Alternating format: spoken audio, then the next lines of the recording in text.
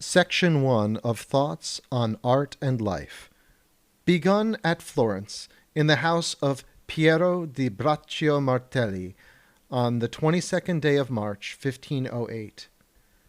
And this is to be a collection without order, taken from many papers which I have copied here, hoping to arrange them later, each in its place, according to the various subjects treated. And I think that before I shall have finished this work, it will be necessary for me to repeat the same thing many times over.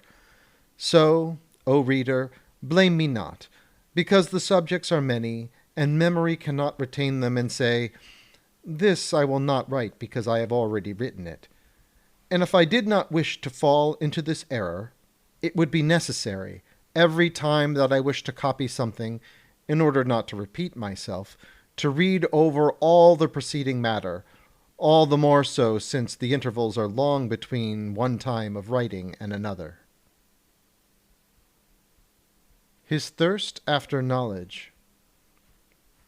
Not louder does the tempestuous sea bellow when the north wind strikes its foaming waves between Scylla and Charybdis, nor Stromboli nor Mount Etna when the sulphurous flames, shattering and bursting open the great mountain with violence, hurl stones and earth through the air with the flame it vomits, nor when the fiery caverns of Mount Etna, spitting forth the element which it cannot restrain, hurl it back to the place whence it issued, driving furiously before any obstacle in the way of its vehement fury.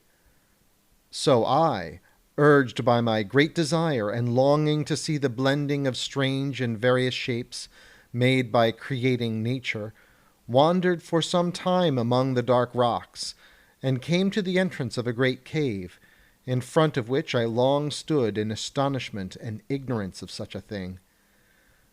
I bent my back into an arch and rested my left hand on my knee, and with my right hand shaded my downcast eyes and contracted eyebrows. I bent down first on one side and then on the other to see whether I could perceive anything, but the thick darkness rendered this impossible. And, after having remained there some time, two things arose within me, fear and desire. Fear of the dark and threatening cave, desire to see whether there were anything marvelous within.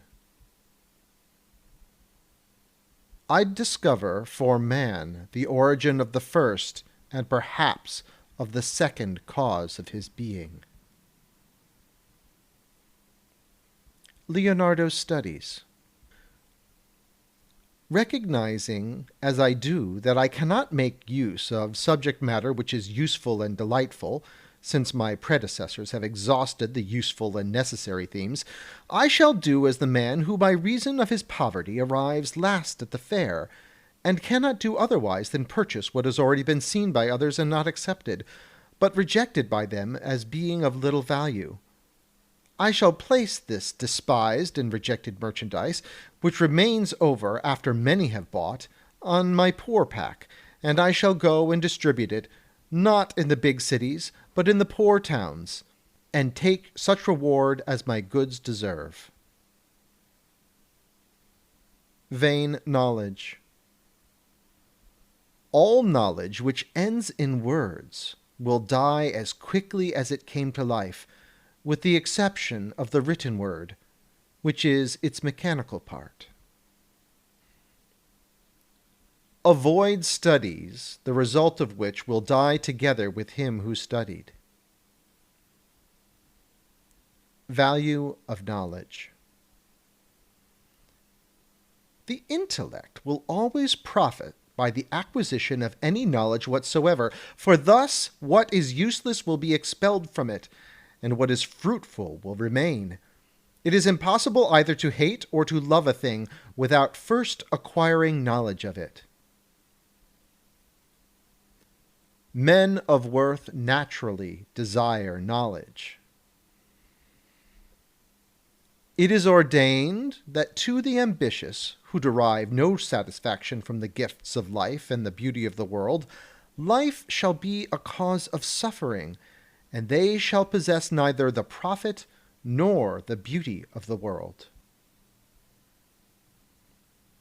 on his contemners. I know that many will say that this work is useless, and these are they of whom Demetrius said recked no more of the breath which made the words proceed from their mouth than of the wind which proceeded from their body. Men who seek solely after riches and bodily satisfaction, men entirely denuded of that wisdom which is the food and verily the wealth of the soul, because insomuch as the soul is of greater value than the body, so much greater are the riches of the soul than those of the body. And often when I see one of these take his work in his hand, I wonder whether, like a monkey, he will not smell it and ask me if it is something to eat. On the vulgar, Demetrius used to say that there was no difference between the words and the voice of the unskilled ignorant, and the sounds and noises of a stomach full of superfluous wind. And it was not without reason that he said this, for he considered it to be indifferent whence the utterance of such men proceeded, whether from their mouth or their body, both being of the same substance and value. I do not consider that men of coarse and boorish habits and of slender parts deserve so fine an instrument, nor such a complicated mechanism as men of contemplation and high culture. They merely need a sack in which their food may be held and whence it may issue, since verily they cannot be considered otherwise than as vehicles for food, for they seem to me to have nothing in common with the human race save the shape and the voice. As far as the rest is concerned, they are lower than the beasts. Knowledge of the past and of the places of the earth is the ornament and food of the mind of man. Knowledge, the supreme good. Cornelius Celsus.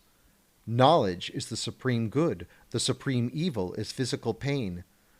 We are composed of two separate parts, the soul and the body. The soul is the greater of these two, the body the lesser. Knowledge appertains to the greater part, the supreme evil belongs to the lesser and baser part. Knowledge is an excellent thing for the mind, and pain is the most grievous thing for the body. Just as the supreme evil is physical pain, so is wisdom the supreme good of the soul. That is to say, of the wise man, and no other thing can be compared with it. Life and wisdom. In the days of thy youth seek to obtain that which shall compensate the losses of thy age, and if thou understandest that old age is fed with wisdom, so conduct thyself in the days of thy youth, that sustenance may not be lacking to thy old age. Praise of knowledge. The fame of the rich man dies with him, the fame of the treasure, and not of the man who possessed it, remains. Far greater is the glory of the virtue of mortals than that of their riches. How many emperors and how many princes have lived and died, and no record of them remains, and they only sought to gain dominions and riches in order that their fame might be everlasting.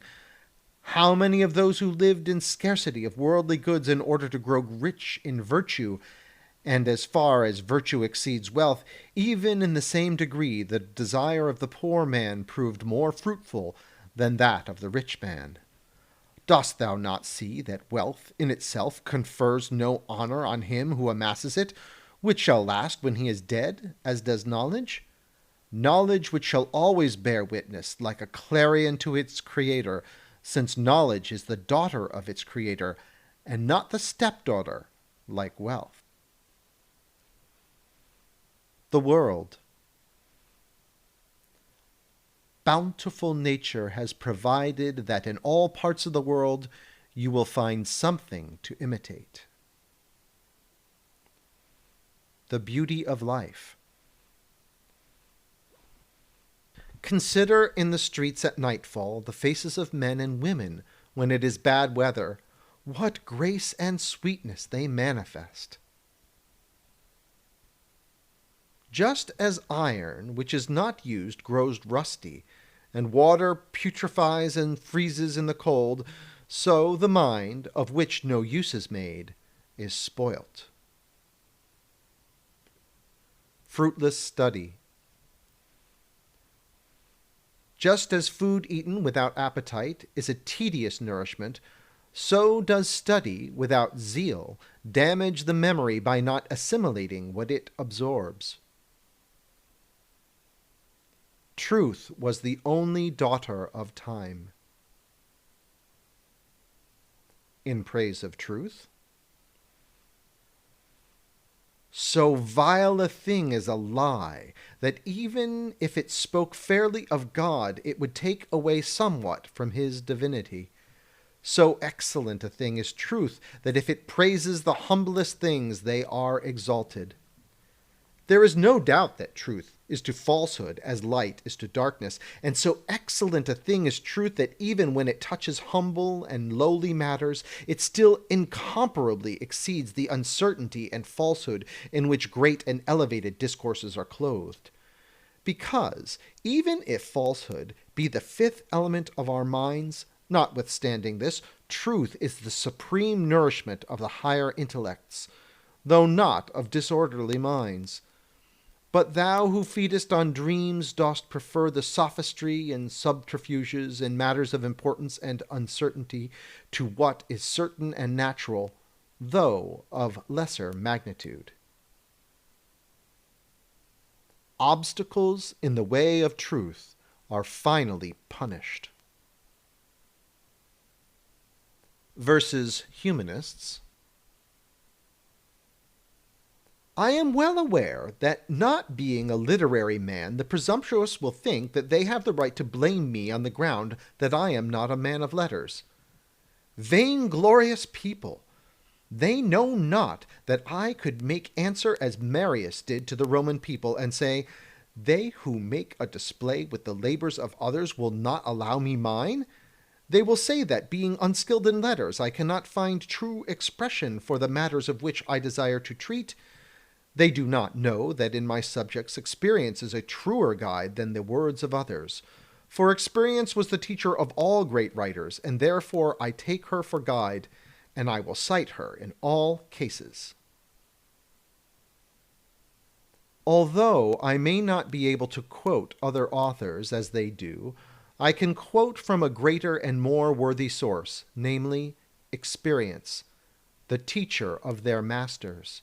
They go about swelled with pride and pomposity, dressed up and bedight, not with their own labour, but with that of others, and they will not concede me mine. And if they despise me, who am a creator, far more are they, who do not create but trumpet abroad and exploit the works of other men, to be blamed. Authority. He who in reasoning cites authority is making use of his memory rather than of his intellect. On commentators.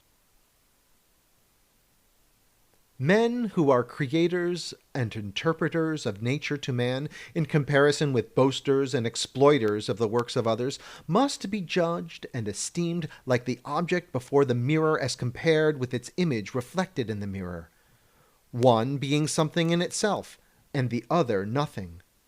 Little to nature do they owe, since it is merely by chance they wear the human form, and but for it I might include them with herds of cattle. A well-lettered man is so because he is well-natured, and just as the cause is more admirable than the effect, so is a good disposition, unlettered, more praiseworthy than a well-lettered man who is without natural disposition. Against certain commentators who disparage the inventors of antiquity, the originators of science and grammar, and who attack the creators of antiquity, and because they, through laziness and the convenience of books, have not been able to create, they attack their masters with false reasoning. It is better to imitate ancient than modern work. Experience. Wisdom is the daughter of experience. Experience never errs. Wrongly, men complain of experience, which, with great railing, they accuse of falsehood. Leave experience alone, and turn your lamentation to your ignorance, which leads you, with your vain and foolish desires, to promise yourselves those things which are not in her power to confer, and to accuse her of falsehood. Wrongly men complain of innocent experience, when they accuse her not seldom of false and lying demonstrations. Experience never errs. It is only your judgments that err, ye who look to her for effects which our experiments cannot produce. Because given a principle, that which ensues from it is necessarily the true consequence of that principle, unless it be impeded.